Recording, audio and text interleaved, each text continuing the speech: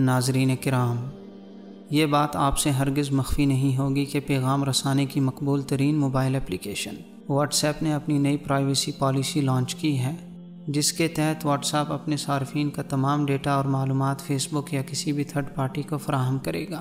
جو صارفین اس پالیسی سے اتفاق نہیں کریں گے 9 فروری کے بعد ان کا واٹس ایپ نمبر بلاک کر دیا جائے گا۔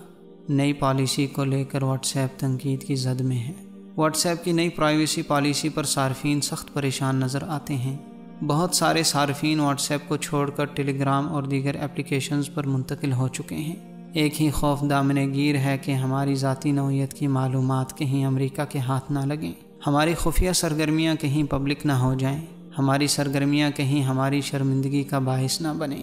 صارفین کا پریشان ہونا حق بجانب ہے، اپنی ذاتی معلومات کسی سے شیئر نہ کرنا ان کا حق ہے، لیکن ٹھہریے، واٹس ایپ، فیس بک، ٹیلی گرام، یوٹیوب وغیرہ میں ہماری سب سرگرمیاں، ہماری تمام ایکٹیویٹیز، ہمارے جملہ مشاہدات کہیں اور بھی ریکارڈ ہو رہے ہیں، کہیں اور بھی ان سب کا برابر حساب رکھا جا رہا ہے۔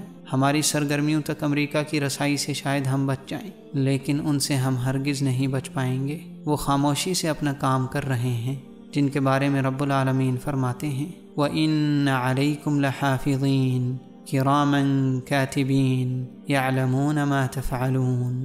تم پر نگہبان فرشتے مقرر ہیں جو بہت معزز ہیں، تمہارے اعمال نامے لکھنے والے ہیں، وہ ان تمام کاموں کو جانتے ہیں جو تم کرتے ہو۔ واٹس ایپ کی نئی پرائیویسی پالیسی پر فکر مند ہونے والے احباب کیا اس پر بھی اتنا فکر مند ہوں گے؟ جبکہ یہ نامہ اعمال روز محشر تمام انسانوں کی موجودگی میں اس بندے کے آگے کھول دیا جائے گا، تب سب عیاں اور ظاہر ہوگا۔ اس دن کی رسوائی کچھ کم نہ ہوگی۔ الا من رحم ربی۔